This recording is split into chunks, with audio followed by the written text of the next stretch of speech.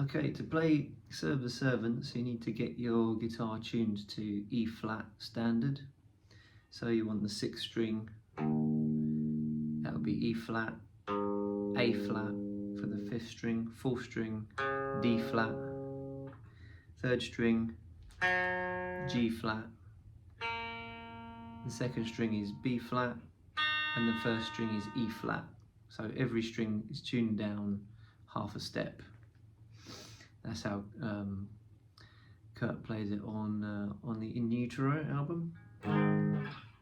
And the first part of the song makes this kind of dissonant chord.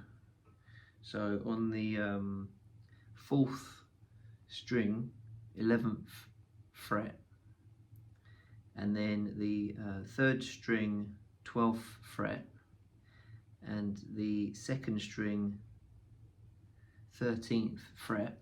You can see that unusual kind of chord, and then just hits that, and then you use your little finger here on the 1st string, 14th fret, and then bring your 3rd finger onto the 2nd string, 14th fret, to do the next bit, which is, and then slide down.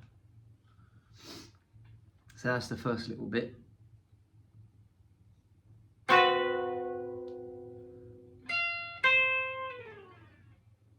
And then you go into the main riff, which starts with this shape, which is B7 shape.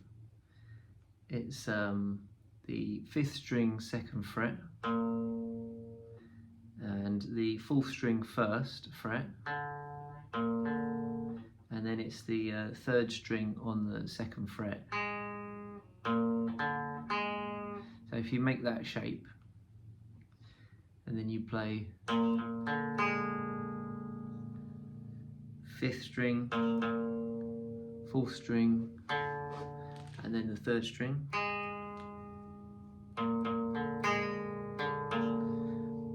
and then you catch the 4th string and the 5th string on the way back up. So hopefully you can see that.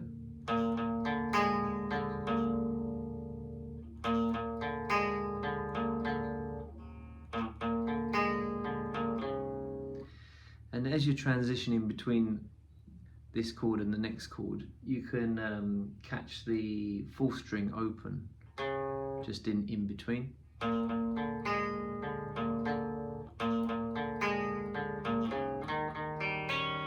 And the next part you need to play is you go to this shape, which is like an E7 shape. It's the 4th string, 2nd fret,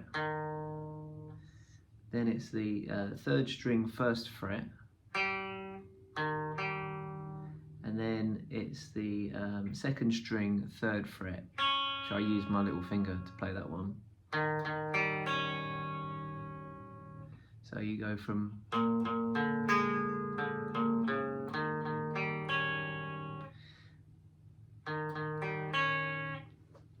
because he's picking the strings, you don't have to put them all down at the same time. You can sort of focus on doing that, makes it easier. So you do the same pattern,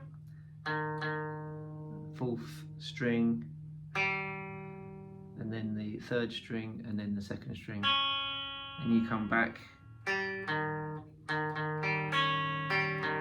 That's the 3rd and 4th strings. So from the beginning it's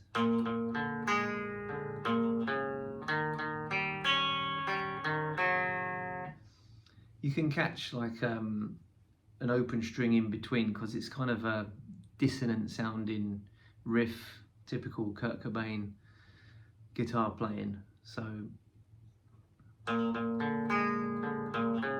that's the open 4th string there, just in between. And that's the open 3rd string, just to sort of create a kind of link between the two chords.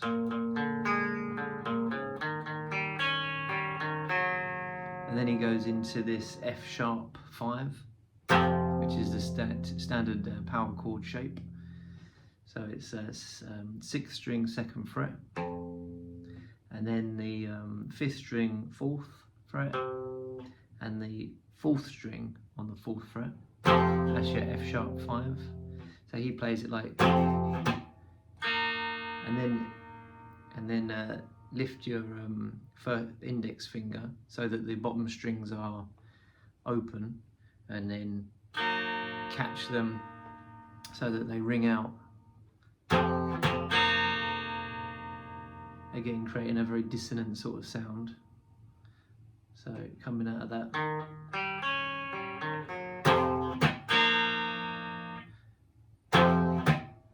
Kind of catch a strum there with the with the strings muted. And then you go to the E5 shape, which is open, 6th string open, 5th string on the 2nd fret, and the 4th string on the 2nd fret. That's the E5, like the open power chord there. And then it's the same principle here. You hit the chord, and then catch the bottom 2 or 3 strings open so that they ring out. So it's like.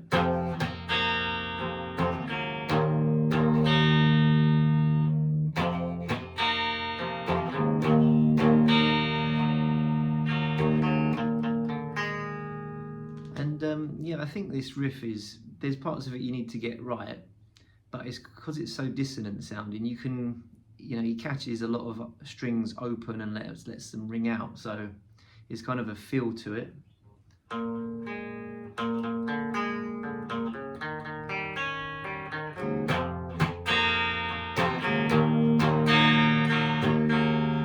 There's a lot of open string noise there. So that's the main riff, and then the chorus is quite simple really. It goes up to the bar chord here, A5, 5th fret, 6th string, and then it's your typical power chord shape, 7th fret on the 5th string and 7th fret on the 4th string. So that's the chorus.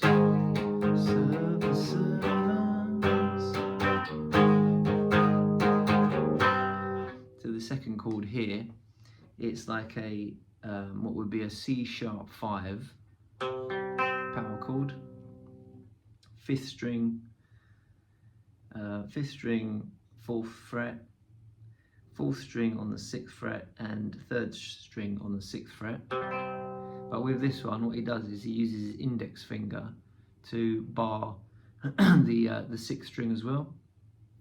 So instead of just your C sharp 5, you're adding in the G sharp bass note as well there. Gives it a nice sound. It's quite subtle, but it's definitely makes a difference. So you want the 6th string on the 4th fret in there as well. And then you play that 4 times, so it's like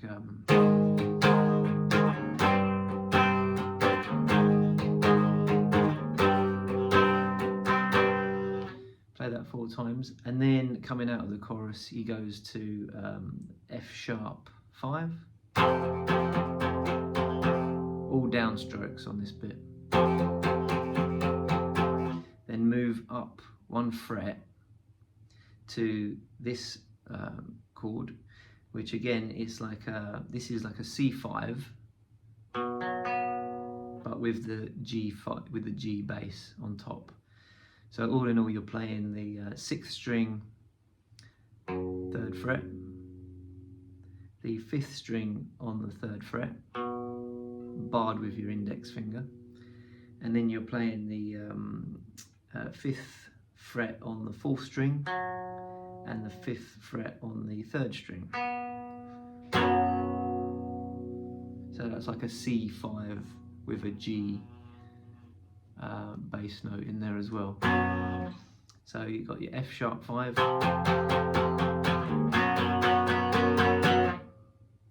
and then back up to that original dissonant chord that we played at the start, and then the 14th on the first string, 14th on the second string, that little riff again,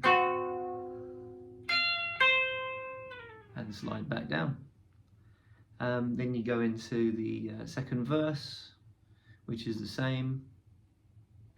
Then the chorus, which is also the same. So that's all good. And then you've got the really cool kind of typical Kurt Cobain sort of guitar solo, which I'm going to go into now.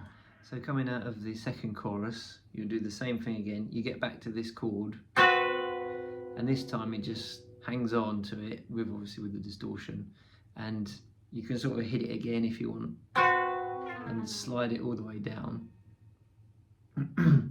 And then the guitar solo starts here on the 3rd string and the 4th fret, and he plays it like a, so you play the string and bend it up, and then you have to do like a, what do they call it, like a tremolo picking, is that what they call it?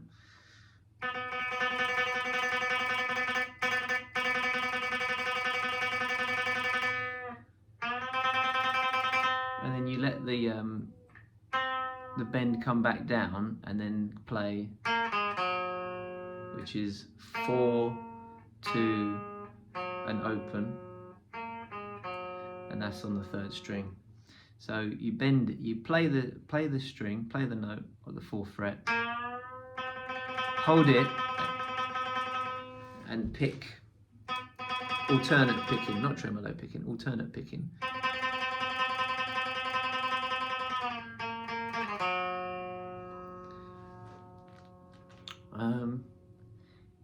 Get the hang of it, practice it a bit, and obviously sounds much better with a lot of distortion, and then it sort of covers up, distortion covers everything up.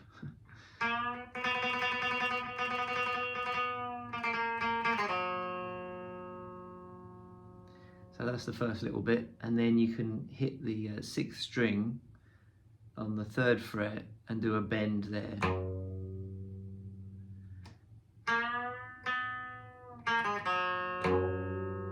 Once, and then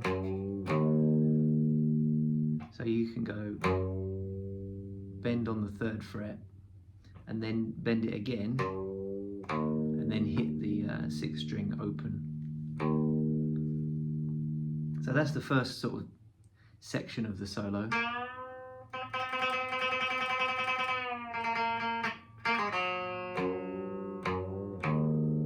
And then after that, you can hit the bottom 2 or 3 strings to create that sound, that open strings ringing out. And then the next little section you can play here at the 5th fret on the 5th string, and play so that little riff is basically 5th fret, hammer on to the 7th fret, do a little bend, and then 5th fret, and then 7th fret on the 6th string. So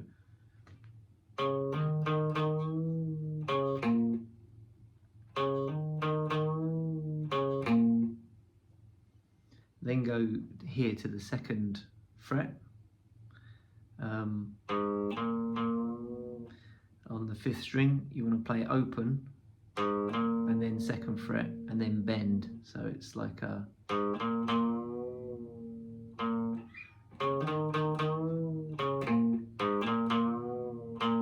then play 2nd fret again, and then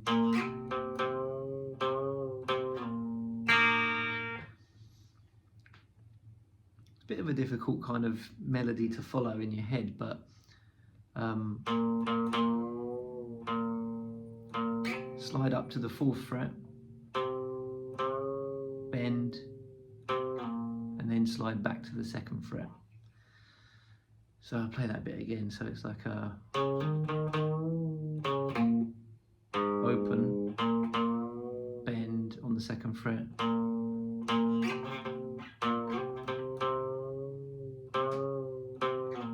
And then just hit the bottom strings open again.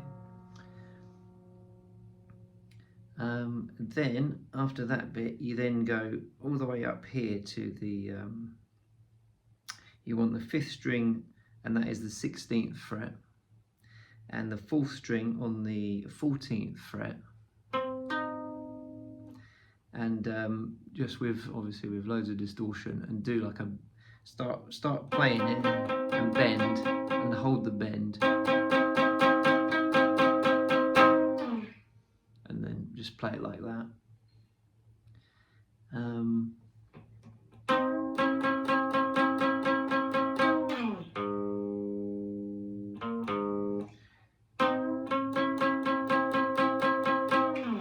And then you can play like a 2nd fret, 5th string, and then 5th string open. And then hammer back onto the 2nd fret on the 5th string. So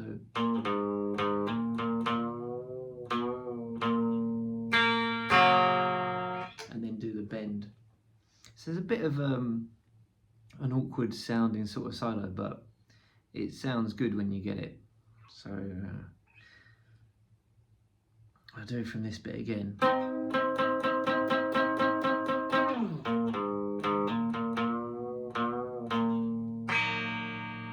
Hit the strings open, and then the last part, which is slightly more melodic, is on the 4th string at the 4th fret, and then up to the 6th fret, hammer on, and then do the same on the 3rd string,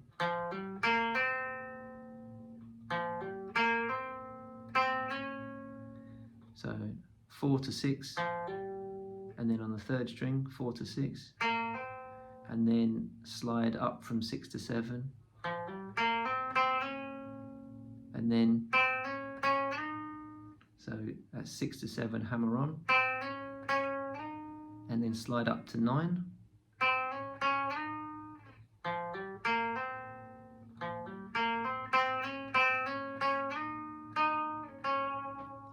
back to 7,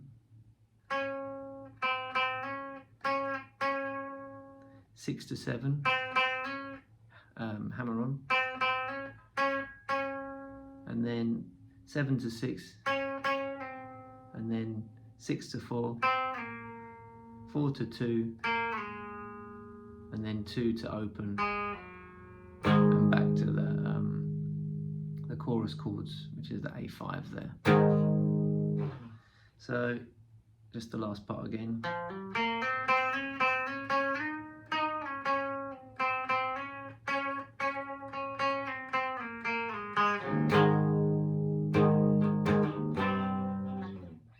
So I'll play the guitar solo with a bit of distortion, and hopefully it makes sense.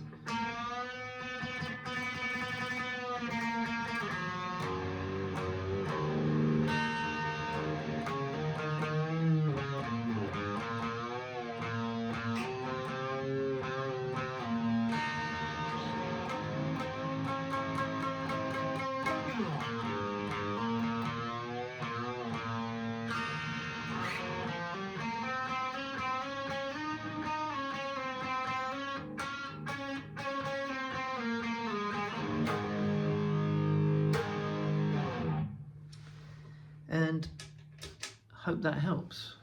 Thanks very much.